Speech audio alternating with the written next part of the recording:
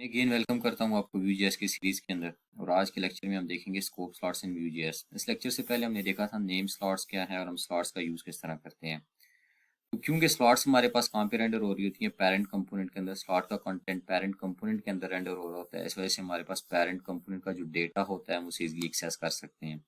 मगर हमारे पास चाइल्ड का जो डेटा है, चाइल्ड कंपोनेंट का डेटा है, उसकी एक्सेस हमारे पास नहीं होती। मीन्स कि अगर कोई प्रॉपर्टी या कोई भी डेटा अगर चाइल्ड कंपोनेंट में डिफाइन है, उसे हम पेरेंट के अंदर एक्सेस करना चाहते हैं यूजिंग द स्लॉट्स, तो हम उसे एक्सेस नहीं कर सकते। तो उसके लिए हम क्या यूज़ करते हैं, स्कोप स्लॉट्स। स्कोप स्लॉट्स के जरिए हम क्या कर सकते हैं कि हम पेरेंट का डेटा भी एक्सेस कर सकते हैं, एज वेल एज हम चाइल्ड का डेटा भी एक्सेस कर सकते हैं। ठीक है, तो आज देखेंगे स्कोप स्लॉट्स का इस्तेमाल किस तरह किया जाता है। तो यहाँ पे मैं अगर लास्ट लेक्चर को रिपीट करूँ तो लास्ट लेक्चर क्या था, नेम स्लॉट्स इन Vue.js, जिसमें हमने एक कार्ड पे कंपोनेंट क्रिएट किया था और उसमें हमने कुछ स्लॉट्स एलिमेंट डिफाइन किए थे और उन पे नेम असाइन किया था। ठीक है, और हमने फिर जहाँ पे उस कार्ड कंपोनेंट को यूज़ किया, वहाँ से हमने उसे जो नेम स्लॉट्स के थ्रू हमने डेटा था वो पास किया था, या हमारी टेम्पलेट का कोई भी पार्ट या फ्रेगमेंट जो भी था हमने उसे पास किया था। और आज हम देखेंगे कि हम चाइल्ड कंपोनेंट में जो डेटा डिफाइन होता है उसे पेरेंट में किस तरह एक्सेस कर सकते हैं। ठीक है, कि हम स्लॉट्स के जरिए चाइल्ड कंपोनेंट का डेटा पेरेंट में किस तरह एक्सेस कर सकते हैं। मींस कि अगर कार्ड व्यू है, कार्ड व्यू की जो फाइल बनी है इसके अंदर मैं कोई डेटा डिफाइन करता हूँ यहाँ पे, ठीक है, और उसे मैंने एक्सेस करना है पेरेंट कंपोनेंट के अंदर, तो उसे मैं एक्सेस किस तरह करूंगा, यूजिंग द स्लॉट। तो चलते हैं कोड करते हैं। यहाँ पे मैं सबसे पहले क्या करता हूँ, यहाँ पे मैं एक डेटा लूंगा, एक अरे लूंगा नेम्स की। ठीक है, तो मैं क्या लिखता हूँ, स्क्रिप्ट, एंड उसके बाद मैं क्या यूज करूंगा, यहाँ पे मैं लिखूंगा सेटअप। ठीक है, अगेन यहाँ पे एक लिस्ट क्रिएट करते हैं, नेम लिस्ट। ठीक है, और मैं इसे क्या करता हूँ, रेफ है मेरे पास, और यहाँ पे मैं नेम ले लेता हूँ। ठीक है, मेरे पास है फर्स्ट नेम। ठीक है, और फर्स्ट नेम मेरे पास क्या है, उस्मान लिखता हूँ, और साथ क्या है मेरे पास, दूसरी प्रॉपर्टी क्या है, लास्ट नेम की। ठीक है, और यहाँ पे मैं कुछ नेम, डिफरेंट नेम्स ले लेता हूँ। ठीक है, यहाँ पे मैं अली लिख देता हूँ, और यहाँ पे मैं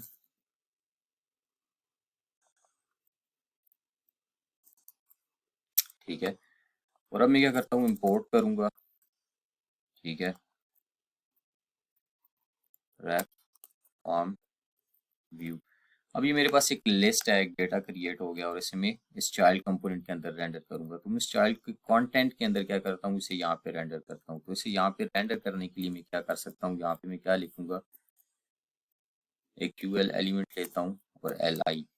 ठीक है, और इस पे मैं क्या करूंगा, V फॉर यूज करूंगा। ठीक है, नेम इन नेम लिस्ट। ठीक है, एंड देन इस पे मैंने क्या साइन करना है, की में क्या साइन कर देता हूँ, नेम डॉट फर्स्ट नेम। ठीक है, और यहाँ पे मैं इसे रेंडर कर देता हूँ, नेम डॉट फर्स्ट नेम, और उसके बाद नेम डॉट लास्ट नेम। ठीक है, अगेन मैं पेरेंट कंपोनेंट के अंदर आता हूँ, ऐप डॉट व्यू के अंदर, और यहाँ लेक्चर जो है हमारा क्या है, स्कोप स्लॉट्स के वाले से। ठीक है, और ये जो इनपुट फॉर्म है इसको मैं यहाँ से ये रिमूव करता हूँ, जो मैंने फॉर्म बनाया था उसको मैं रिमूव कर देता हूँ, बल्कि इस डिव को भी रिमूव कर देता हूँ। ठीक है, अगर मैं अब इसको रन करूँ और मैं अपना कोड रन करूँ,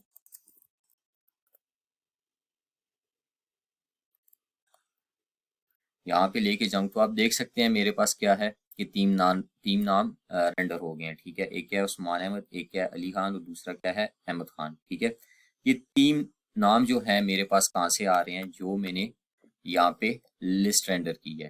ठीक है, यहाँ पे मैंने जो लिस्ट रेंडर की है, ये मेरे पास यहाँ से तीन नाम आ रहे हैं। अब अगर इसको मैं रिपीट करना चाहता हूँ, तो ये डेटा मेरे पास क्या होगा, हर कार्ड के अंदर ये सेम डेटा रेंडर हो रहा होगा। ठीक है, अब इस डेटा को मैं एक्सेस करना चाहता हूँ पेरेंट के अंदर, और मैं कंट्रोल करना चाहता हूँ इस पेरेंट कंपोनेंट के थ्रू। ठीक है, जहाँ पे ये कार्ड डॉट व्यू का कंपोनेंट, कार्ड यूज हो रहा है यहाँ से मैं इसे कंट्रोल करना चाहता हूँ। तो ये मैं डेटा पेरेंट को किस तरह पास कर सकता हूँ, मीन्स कि ये जो नेम्स हैं ये मैं पेरेंट को किस तरह पास कर सकता हूँ, क्योंकि मेरे पास ये डेटा कहाँ पे रेंडर होता है, पेरेंट के अंदर, और पेरेंट का डेटा तो मुझे एक्सेसिबल है, मगर चाइल्ड में जो डेटा मैंने डिफाइन किया है, जो मैंने नेम लिस्ट चाइल्ड में डिफाइन किया है, ठीक है, उसकी एक्सेस मेरे पास पेरेंट के अंदर नहीं है। अगर मैं यहाँ पे एक्सेस करना चाहता हूँ फर्स्ट नेम को या लास्ट नेम को, तो मैं इसे किस तरह एक्सेस करूंगा, तो इसके लिए हमारे पास यूज होता है स्लॉट प्रॉप्स, या हम डिफाइन करते हैं स्कोप स्लॉट्स। तो उसके लिए क्या है कि यहाँ पे मैं आऊंगा, ठीक है, और मैं यहाँ पे क्या डिफाइन करूंगा, स्लॉट, ठीक है, और इस पे एट्रीब्यूट डिफाइन कर दूंगा। एट्रीब्यूट क्या डिफाइन करूंगा, यहाँ पे मैं लिख देता हूँ फर्स्ट नेम, ठीक है, और इसे क्या असाइन कर देता हूँ, नेम डॉट फर्स्ट नेम, ठीक है, और सेकंड मेरे पास क्या है, मैं लिखता हूँ लास्ट नेम, और इसे मैं असाइन क्या कर देता हूँ, नेम डॉट लास्ट नेम, ठीक है, मैंने ये साइन किया। अब इस डेटा को क्या है, ये डेटा मैं एक्सेस कर सकता हूँ इजीली, कहाँ पे, पेरेंट कंपोनेंट के अंदर।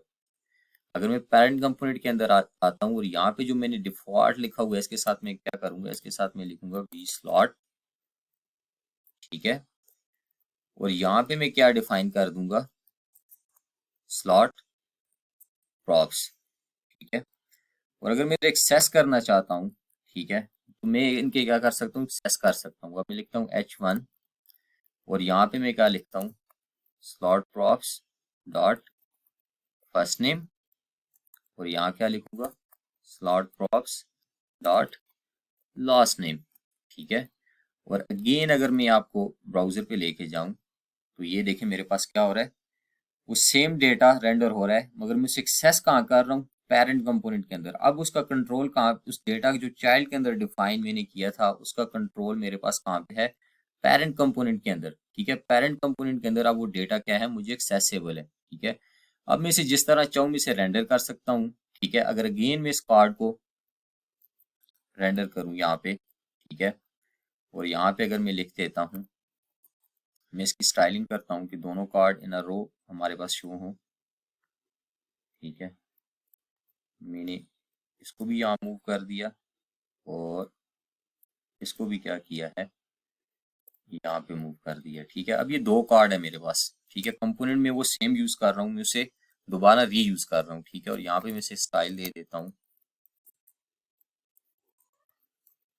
और अगेन अगर मैं आपको लेके जाऊँ ब्राउजर पे, तो ये मेरे पास दो कार्ड रेंडर हो रहे हैं, और दोनों में क्या है कि चाइल्ड का जो डेटा है वो पेरेंट कंपोनेंट के अंदर क्या है, मुझे एक्सेसिबल है, ठीक है। मैं स्कोप स्लॉट्स के थ्रू या स्लॉट प्रॉप्स के थ्रू क्या कर रहा हूँ कि जो चाइल्ड में डेटा डिफाइन था उसे पेरेंट के अंदर एक्सेस कर पा रहा हूँ, ठीक है। पेरेंट के अंदर मेरे पास क्या है, उसका कंट्रोल है। अगर मैं यहाँ पे लेट्स सपोज सिर्फ लास्ट नेम रेंडर करना चाहूँ, तो मैं लास्ट नेम रेंडर कर सकता हूँ। अगेन मैंने फर्स्ट नेम रिमूव कर दिया, और मैं यहाँ पे आऊँ तो आप देख सकते हैं कि मैं अब क्या शो कर रहा हूँ, लास्ट नेम। तो इस तरह क्या कर सकते हैं कि इस तरह हम जो हमारे पास डेटा डिफाइन होता है पेरेंट के अंदर, ठीक है, हम उसे सॉरी चाइल्ड के अंदर डिफाइन होता है, उसे हम पेरेंट के अंदर एक्सेस कर सकते हैं यूजिंग द स्लॉट, ठीक है। आप स्लॉट्स के थ्रू आप उस डेटा को एक्सेस कर सकते हो, ठीक है, आप उसको एक्सेस कर सकते हो। जिस वक्त आपके पास पेरेंट का सॉरी चाइल्ड का डेटा है और उसे आप पेरेंट कंपोनेंट के अंदर एक्सेस करना चाहते हो, तो आप स्लॉट्स के थ्रू उसे एक्सेस कर सकते हो, ठीक है, स्कोप स्लॉट्स के थ्रू, जिस वक्त आप स्लॉट्स यूज कर रहे हो।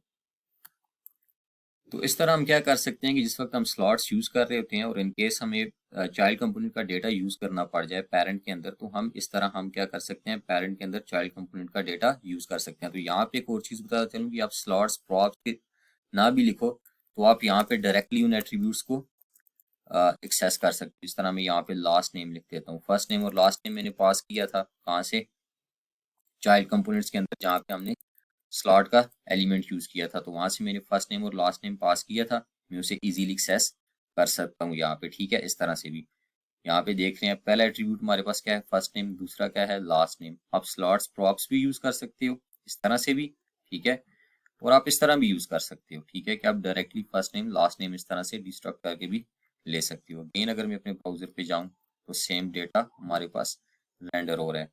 तो ये था हमारा लेक्चर आज का स्कोप स्लॉट्स के बारे में। उम्मीद करता हूँ आपको समझ आई होगी। इन केस अगर आपका कोई कमेंट है तो आप मुझे कमेंट बॉक्स में मेंशन कर सकते हैं। Thank you so much.